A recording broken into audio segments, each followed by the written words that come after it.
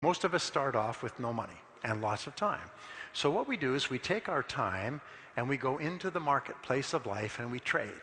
We trade weeks and months for lifestyle. We trade it for money. We trade it for cars and homes and travel. We trade.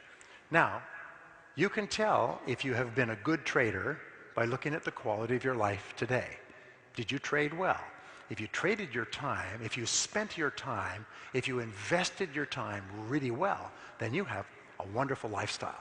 It means you have a beautiful home, beautiful car, you have money in the bank because you traded, you exchanged your time very well for high value, okay? So what is the very best investment of your time? Experts will tell you the very best investment of your time is to increase your earning ability, is to spend money getting better at the most important things you do. Here's what we have found with regard to business. All business skills are learnable. You can learn any business skill that can help you to increase your earning ability. If you're in sales, you can learn any sales skill. If you want to earn money or make money, you can learn any money-making skill.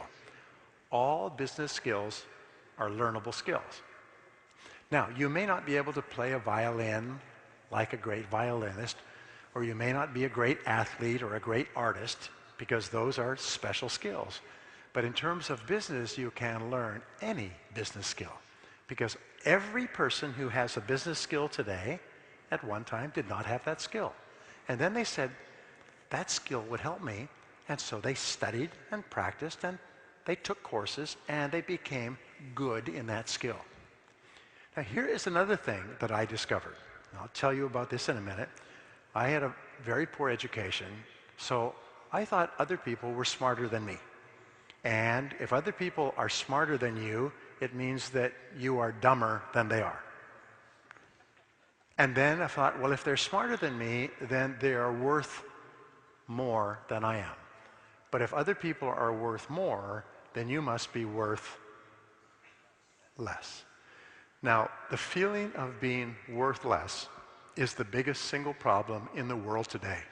The feeling of being not very valuable and not very important, which leads to low self-esteem, which leads to negativity and anger and depression. It leads to giving up. It leads to not even trying. Is the biggest problem in the world today. And high self-esteem, confidence in yourself, is the greatest blessing. But here's what I found. Nobody is smarter than you. Nobody's better than you. Some people have different talents and abilities, but talents and abilities are spread quite evenly. And so you have more talent and ability than you could use in 100 lifetimes. You could never use all the intelligence and ability you have. Yes? I know how you got into sales. Nothing else was working, right? So you got into sales. Do you know how we get into sales? It's like backing up a car at night. You back up and whoomp, you hit something, and you get out. It's a sales job. Say, well, I'll try that for a while. And so 80% of people who have sales jobs, 80% are still giving it a try. They're trying it for a while. But 20% of people who fall into sales say, this is an opportunity. If I become very good in selling, I can earn a lot of money. And they become very serious about selling. So I got into selling, and I didn't know any of these things. And I got no training. Most people get no training. And so I went and started knocking on doors, telephone calls and knocking on doors. I would get up at 6 o'clock in the morning. I would be waiting when people came to work at 7:30 or 8 o'clock.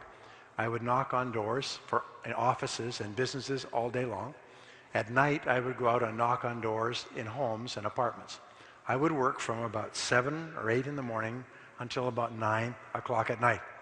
And I would sometimes work for a week and never make a sale. The first month I worked, I did not make a sale for 1 month. And I knocked on doors 7 days a week, 12 hours a day, and made no sales. But I was desperate. I had no money. I had to borrow money to eat. So I would knock on doors, and eventually I would make a sale. And it would be just enough to enable me to survive until my next sale. I was living in a little guest house with one room, and it cost $5 a day, which included breakfast. And if I didn't make a sale, they would take my clothes and they would throw them out. They had a rule in that guest house: no pay, no stay.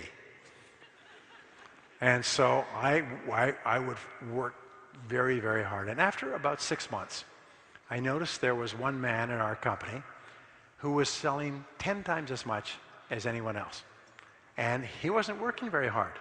He would come in at 9 o'clock, and a prospective customer would come in at 9:15, and they would sit over there, and you didn't know what they were saying. They go, ho, ho, ho, ho, talking back and forth. Customer would take out his checkbook, write a big check, and take it. He would turn it in, and then he would go out in the morning and make 1 or 2 sales. At lunchtime, he would have lunch with another prospective customer, make a sale or 2 in the afternoon. I was maybe making 1 sale a week. He was making 5 sales a day. And then he would finish work at 5 o'clock, like most people in Sweden.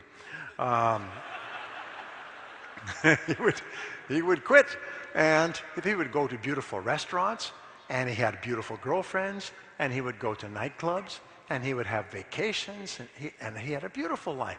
And everybody looked up at him. His name was Pete. Everybody said, "Oh, Pete, wow, he's so good. Look at that." It's almost like he was doing magic with customers. Well, one day I did something which changed my life, and it brought us together today. I went to Pete, and I said, "Pete, what are you doing differently from me? What are you doing to make so many sales?" And he said, "Well, you show me your sales presentation, and I will give you some feedback."